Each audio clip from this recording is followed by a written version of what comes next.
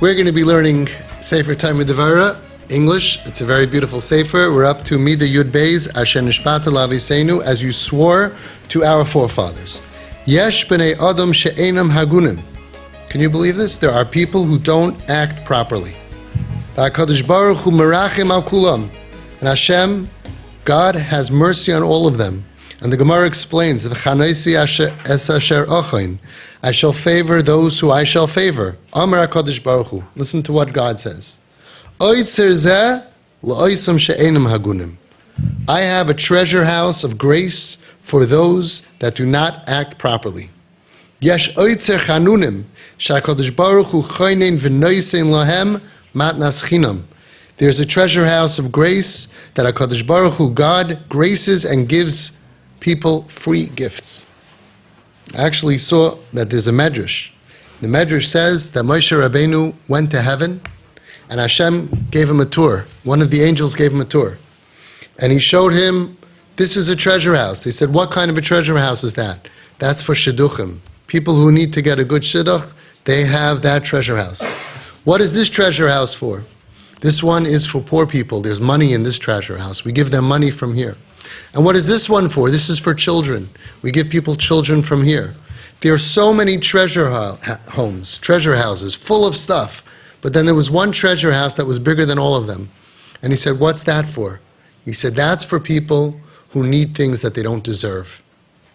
That's the Oitzer Matnas Chinam. And that treasure house of things that is for people who don't deserve it is bigger than all of the other ones. And that's what he's saying over here. We have to be like Hashem. We have to treat our children the way God treats us. And he has the special wallet. There's a lot of different wallets. This is money for when you go, this is money for this, and this is tuition. And there's a Oitzer Matnas Chinam. This is my credit card to swipe when you don't deserve to get what you're supposed to get. It's a Oitzer that Hashem gives people Matnas Chinam. Levisha Amar HaKadosh Baruch Hu, Hari yesh lehem zchus avos. Ani nishpati la'avos. What does this person have? He doesn't have any schusim, he doesn't have any merits, but he does.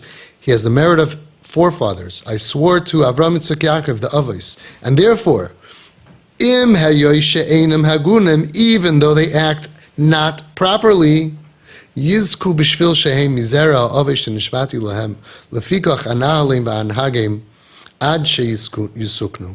Because I swore to Avram, Yitzchak, Yaakov, to their parents, to the avos, therefore I will lead them and guide them until they do tshuva, until they are rectified.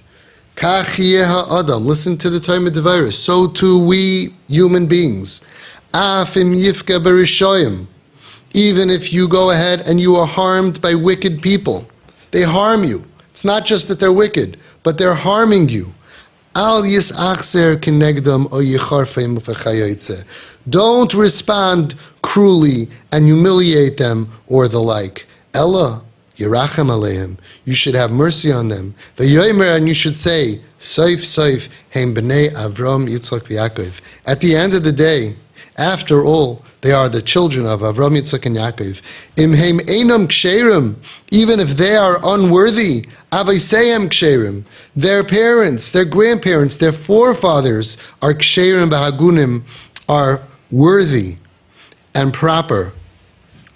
V'hamavaza habonim, mevaza ha'avos. And somebody who embarrasses children disgraces the forefathers. Ein ritzayni she'yizbazu aviseim al yadi.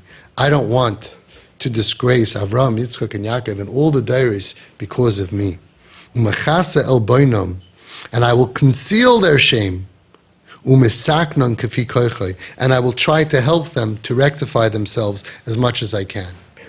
This is the derech of the time of Devorah. This is the derech that we have to go ahead and act like Hashem.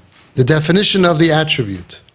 When a person is capable of punishing someone who offended him, he should not unleash the full force of his rage to punish or humiliate that person as much as he can. Rather, the opposite.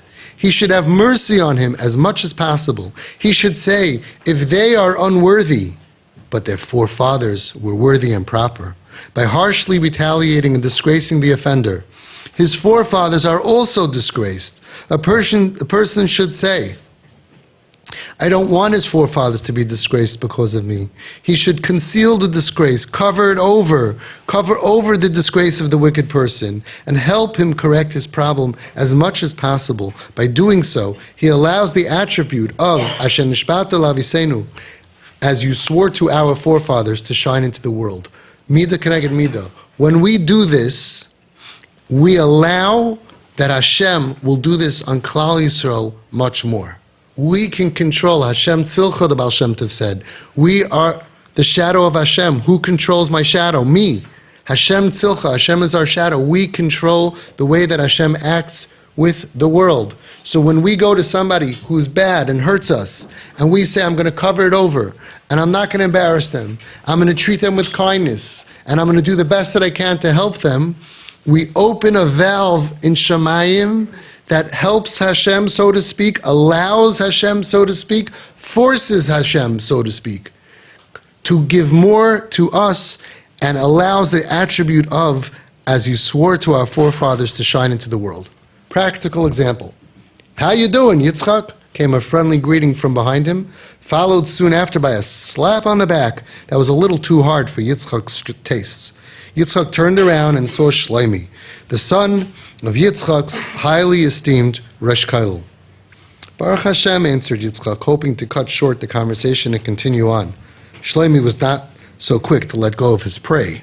He threw his arm over Yitzchak's shoulder and guided him towards a private corner behind the Beis Medrash. You know, Yitzchak, the Kollel has fallen on tough times. Yes, I know, said Yitzchak. Why not talk to some wealthy businessmen about it?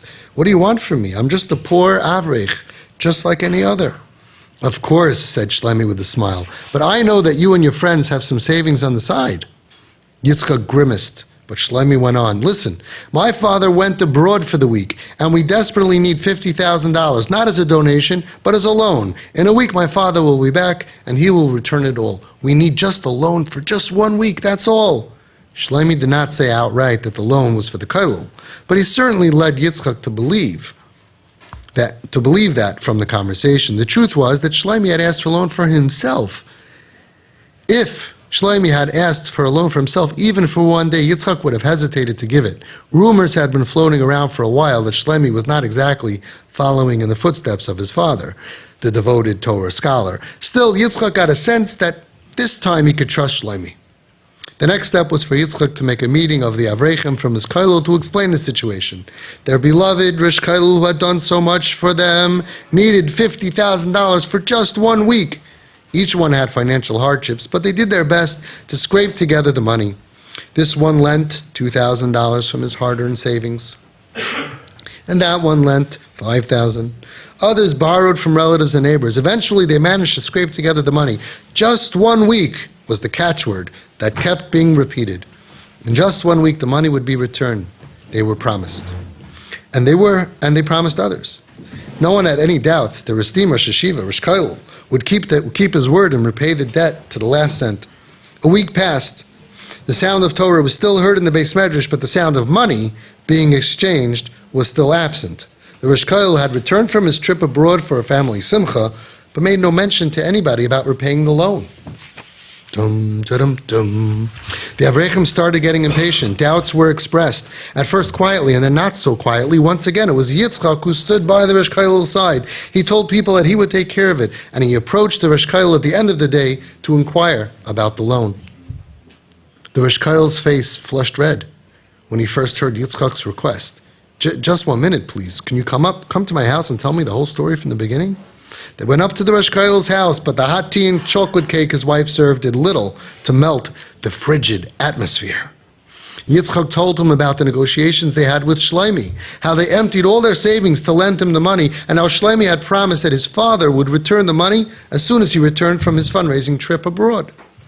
Believe me, said the Rosh Kollel, that I did not raise a single penny on this trip. I went for a family simcha, not to raise money. I never asked Shlomi to borrow money. I never authorized him to make promises in my name. I knew nothing about this loan, and I have no means to pay it back. I have no idea what he did with the money, but it certainly did not go into the Kollel's bank account. The Rosh Kollel paused with a pained expression on his face. Listen, Yitzchak, he continued. This is not the first time Shlomi has pulled a trick like this. I've warned him, but he thinks he knows better. There's nothing I can do to intervene on your behalf. My son is completely out of my control. Maybe I will eventually be able to pay you back, but I can't promise. The only thing I can do for now is to give my full consent to any measures that you might want to take to get your money back from him.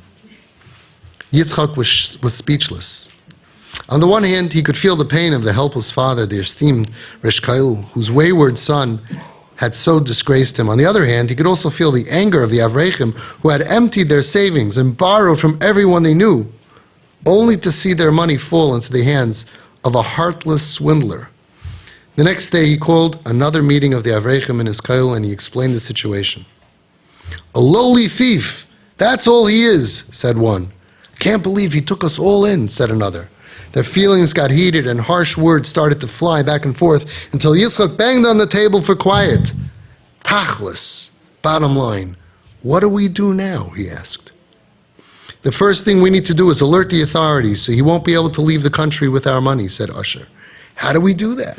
Wouldn't we need to file a complaint with the police first?" said Chaim. "Of course, we don't have any choice." "Do we have any choice?" asked Usher. "The police would probably come and arrest him," said Chaim. "Just imagine what the media would do with that. Front page of the paper in bold headlines, 'Rabbi's son arrested for theft.' The Rosh Koil is too famous for this to slip by unnoticed." "What a disgrace," the others sadly agreed. "Well, we have no other choice. What other choice do we have?" said the advocates of justice among them. We can't just think about his father's disgrace. Shlomi swindled us and made off with our hard-earned money. We have to get it back somehow." There was a moment of silence, and then soft voices as the Avrechim began to exchange their thoughts, weighing both sides of the argument. "We have to protect the Rosh Koil's reputation," they decided. "We'll do what it takes to get our money back, but we won't drag his name through the mud. Our Rosh Koil will not come to disgrace because of his son's actions."